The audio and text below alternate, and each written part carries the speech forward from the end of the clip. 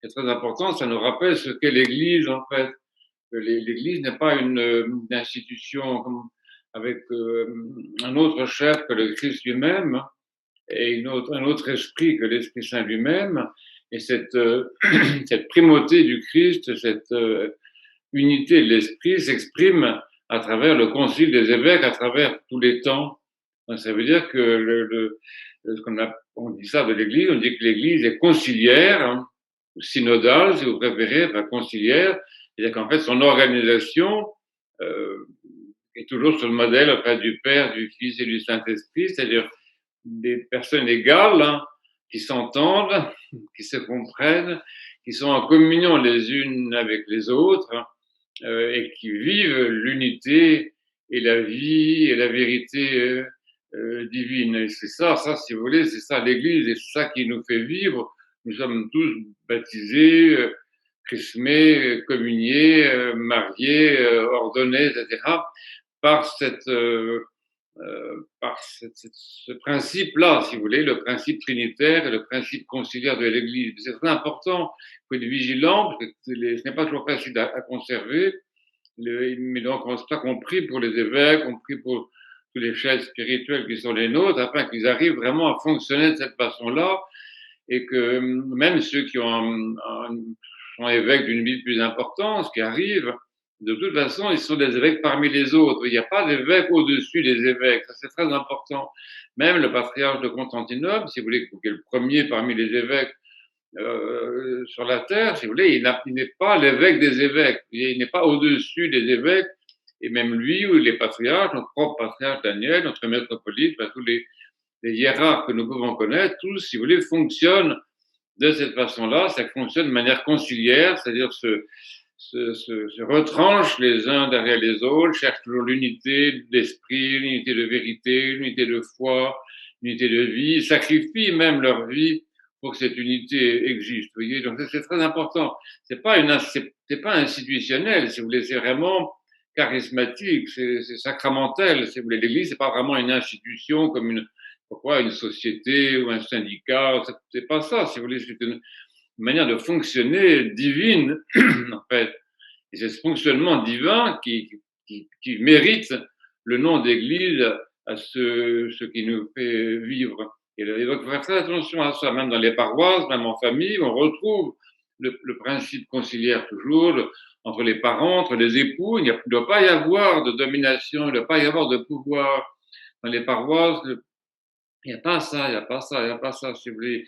Même s'il y a une structure hiérarchique qui est très, très nécessaire, qui est très bonne, ça n'implique pas d'inégalité de nature entre les personnes. Vous voyez, le principe hiérarchique doit être équilibré toujours par le principe conciliaire. C'est vraiment très important. Donc, on essaie de garder ça dans les paroisses, dans les familles, dans les diocèses, dans les doyennés, par tous les niveaux, dans les monastères, bien sûr, à tous les niveaux de fonctionnement de l'Église, de faire cette expérience-là, qui est en fait l'expérience trinitaire, c'est-à-dire fonctionner divinement. Qu'est-ce que vous voulez que je vous dise? Il n'y en a pas d'autre. Nous, les chrétiens, et à notre époque, qui est une époque de recherche, une époque de découverte, une époque pleine d'espoir, une époque de renouveau dans quantité de domaines, une époque magnifiquement intéressante, au sein même de l'épreuve remplie de lumière et d'espérance. Et l'Église, nous les chrétiens, nous apportons ça, ce mode de vie divin. Et nous apportons ça et c'est notre responsabilité de le faire, d'en témoigner à tous les niveaux, même les petits que nous sommes pas plus grands que les autres, mais à quel niveau qu'on se trouve, c'est ça qu'on a à faire, vivre divinement et transmettre ce mode de vie divin qui est le mode conciliaire et qui fait que justement on est tout le temps à dire par les prières de nos saints pères ceci, par les prières de nos saints pères cela, parce que justement cette conciliarité des pères, des hiérarques, des évêques, c'est la source, si vous voulez, de notre vie. En fait, on peut pas, il n'y a pas de christianisme, malgré les gens qui pensent le contraire, mais ils se trompent. Il n'y a pas de christianisme en dehors de cette transmission de la grâce par la couronne des évêques, cette couronne ininterrompue, en fait, à travers les siècles. C'est vraiment très important. Donc, c'est une grande fête. Voilà. Pardonnez-moi. À demain, pour ceux qui ont le courage de se lever. matinalement. Merci. Les enfants, tu ne t'ennuies pas? Bien, oui, un moment nombreux. Je vois qu'il y a beaucoup de petits-enfants qui sont là, grâce à Dieu, parce que l'église sans enfants, c'est pas l'église, mais s'ils sont là, qu'ils apprennent quelque chose. Et je veux bien qu'Odile prenne les enfants et leur parle comme elle sait le faire très bien de l'évangile. De toute façon, les enfants ne perdent pas leur temps, c'est bien. Donc les enfants, vous allez aller tous. Maxime, tu vas avec Odile aussi. Tu vas avec Odile aussi. Et tu dois aussi, tu vas avec Odile. Écoute, hein. Alors, deuxièmement, je redis ce que j'ai dit tout à l'heure, c'est-à-dire que la circulation est un élément intéressant de la vie. Donc ceux qui sont à l'intérieur de l'église peuvent à un moment ou à un autre avoir envie d'aller prendre le frais. Donc à ce moment-là, vous sortez un petit peu, ça permet à d'autres personnes qui sont au frais, justement, de venir dans le show. Donc ça se fait spontanément, il y a pas, on ne distribue pas de tickets pour ça. En principe, dans l'église, on acquiert la liberté et la conscience personnelle, on sait très bien à quel moment c'est peut-être intelligent et gentil de sortir pour laisser sa place à quelqu'un d'autre. Donc faites ça spontanément et intelligemment. Voilà. Bienvenue. Voilà, donc comme tout ça est très long, je vais juste dire quelques mots concernant les textes que nous avons entendus. Ce que vous avez remarqué, on a entendu deux lectures de l'Évangile.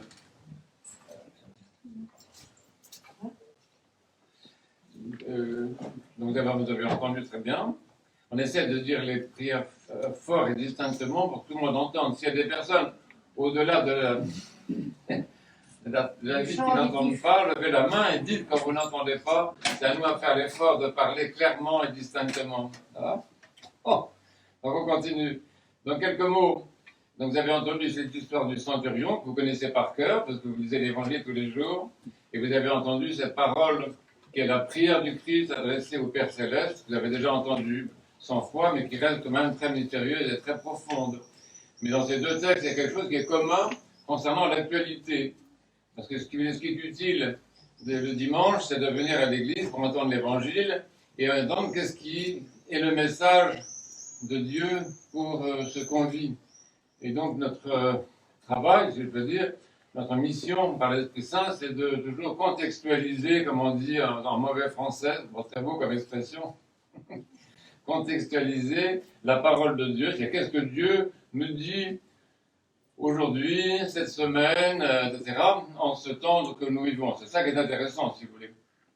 C'est ça qui est intéressant. Qu'est-ce que Dieu nous dit? Or, je pense que c'est assez clair, parce que même sans lunettes et sans appareil auditif particulier, je pense qu'on peut comprendre quelle est la parole de Dieu.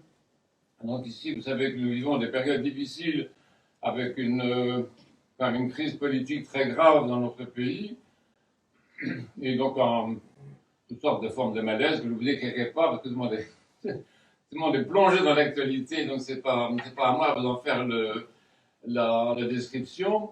Mais je pense que ce qui est important, c'est ce que nous dit Dieu justement dans ces circonstances. Je pense que ce qui nous est dit, c'est d'écouter le Christ et personne d'autre. Je dois redire pour que ce soit clair. Écoutez le Christ et personne d'autre. Je vais le dire une troisième fois. Écoutez le Christ et personne d'autre. Qu'est-ce que ça veut dire? C'est-à-dire qu'on n'est pas, nous sommes des chrétiens ici.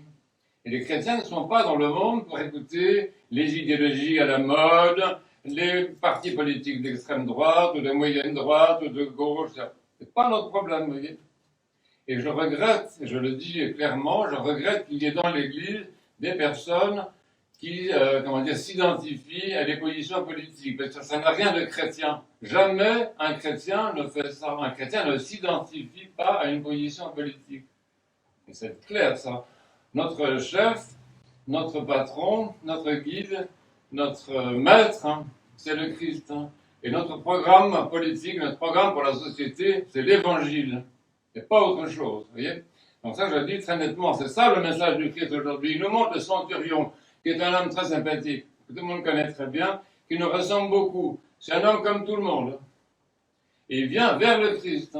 Il ne vient pas vers quelqu'un d'autre. Il ne va pas trouver les politiciens de son époque. Il ne se laisse pas entraîner dans ceci, dans cela. Il va vers le Christ avec le besoin qu'il a chez lui à la maison. Et si nous lisons donc, c'était d'abord, pour nous tous ici présents, il faut vraiment prendre exemple sur ce centurion. Pour arriver à vivre un chrétien, parce qu'il s'agit de ça quand même. de vivre comme des chrétiens, selon notre baptême, selon notre foi, dans le monde tel qu'il est, dans le monde d'aujourd'hui, et dans le monde qui vient, qui ne sera pas forcément plus facile, on va dire ça comme ça, pour vivre en chrétien, il faut prendre cet exemple-là. Voilà quelqu'un qui vit selon la foi dans le monde tel qu'il est. Et nous aussi, chacun d'entre nous peut prendre l'exemple sur le centurion en disant, ben voilà, ça c'est un modèle pour moi, c'est un modèle ce monsieur-là, vous voyez, c'est un modèle. Et si on interprète symboliquement le texte, quand il dit j'ai quelqu'un chez moi très malade, je pense qu'on peut l'interpréter du monde. Qu'est-ce que nous avons de malade chez nous? Le monde, la société civile, la France, d'autres pays, je ne m'occupe pas aujourd'hui.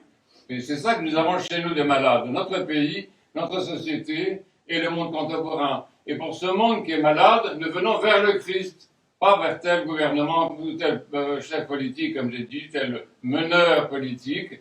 Je suis vraiment là pour ça, si vous voulez, pour dire les choses quand même clairement. Et nous venons vers le Christ et nous demandons au Christ la prière pour ce que nous avons de malades chez nous, pour la société, pour notre pays et pour le monde entier. Donc, si tu voulais, ce centurion que nous avons aujourd'hui, qui est très sympathique, je l'aime beaucoup, c'était un homme très simple. C'était un homme très simple. Vous savez, les centurions à l'époque, c'était des gens très simples. C'était leur métier. C'était leur métier, c'était d'être embauchés par l'État romain. Ils étaient payés, ils avaient un salaire plus ou moins intéressant, mais ils avaient un salaire quand même.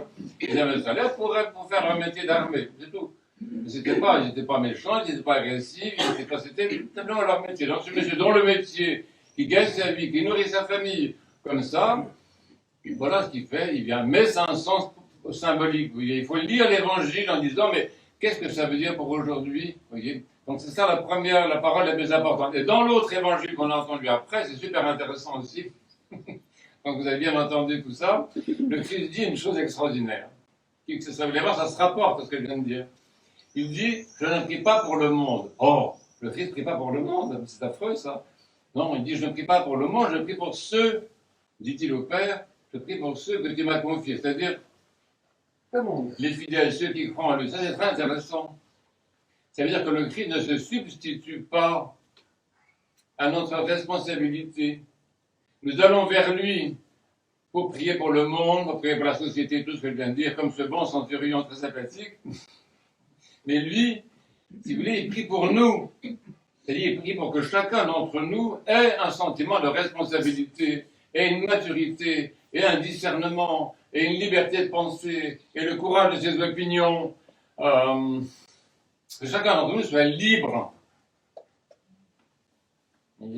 Et le Christ ne prie pas pour le monde, il prie pour ses disciples, pour vous tous ici présents, et pour que dans la société dans laquelle nous vivons, dans le monde dans lequel nous vivons, tel qu'il est, tel que je viens de rappeler le portrait douloureux, dans le monde tel qu'il est, nous soyons des agents du Christ, des membres du Christ, des porteurs du Christ, des vecteurs, je crois, des véhicules, non seulement de l'amour du Christ pour tous, mais véhicule du non-jugement, véhicule du discernement, véhicule de la patience, véhicule de la sainte ruse, quelquefois. Il faut être un petit peu, vous savez, comme dit l'Évangile, être rusé comme le serpent et pur comme la colombe, mais pas le contraire. Hein. Ça fait partie aussi du discernement. Dans les situations pratiques, soyons des paysans roumains, les paysans français. Quand il y a une situation difficile, vous avez connu ça, ceux qui ont vécu le communisme dans les pays de l'Est, bon, tu essaies d'être rusé, d'être un petit peu patient, de chercher qu'est-ce qu'on va faire, de dire attends, le vent va tourner, vous voyez, c'est ça le discernement, la liberté de la conscience, vous voyez. Donc le Christ prie non pas pour le monde, il prie pour nous, pour que chacun d'entre nous et chacun d'entre vous ici présent, moi le premier, ayant cette liberté d'avoir nos propres opinions, de décider les choses en âme et conscience. Alors, c'est grand. Les chrétiens sont dans le monde pour être porteurs de la liberté, vous voyez, et ils sont porteurs de la liberté de l'esprit. Parce que quand le Christ, j'arrête après vous promettre, quand le Christ prie pour les gens, pour vous, qu'est-ce qu'il demande quoi? Non pas qu'ils partent en bonnes vacances, qu'ils aient une nouvelle voiture, leurs enfants et leur bac qu'ils ont déjà eu, ils ne demandent pas ça. Non, il leur demande quoi? Réfléchissez 3 secondes. Hein? Et il prie pour vous, pour que l'Esprit Saint vous soit donné. C'est ça qui est génial, si vous voulez, à la prière du Christ pour ses disciples, c'est qu'il invoque sur eux le Saint-Esprit. Or, le Saint-Esprit est un esprit de liberté. C'est la prière du Christ pour ses disciples que vous êtes, qui attire l'Esprit Saint, l'esprit de liberté, l'esprit de discernement, l'esprit de conscience et l'esprit de non-déterminisme. L'Esprit Saint introduit dans le monde, c'est un peu compliqué ce que je dis là, ça va? L'Esprit Saint introduit dans le monde le non-déterminisme, la non-causalité. Alors vous allez dire, mais c'est du désordre, c'est bazar, parce qu'on va... C'est pas le bazar, c'est autre chose. Le non-déterminisme, la non-causalité. C'est-à-dire que nous ne sommes pas, les chrétiens, les hommes, etc. Nous savons que le déterminisme n'existe pas, vous voyez. On est dans un monde où c'est la conscience personnelle de chacun, de chaque homme, de chaque femme, surtout des baptisés qui ont la plénitude du Saint-Esprit, ceux qui confessent la vraie foi, évidemment. C'est ça qui sont porteurs de cette liberté et de ce discernement. Donc vous voyez comme le Christ nous a parlé aujourd'hui. Vous voyez l'enseignement d'aujourd'hui. Vous n'êtes pas venu à l'église pour rien. Vous n'êtes pas de l'autre côté de la vitre pour rien non plus. Vous voyez, on vient à l'église pour ça. Qu'est-ce que m'a dit le Christ aujourd'hui, pour ce temps et pour cette semaine? À Dieu soit la gloire dans les siècles. Amen. Amen.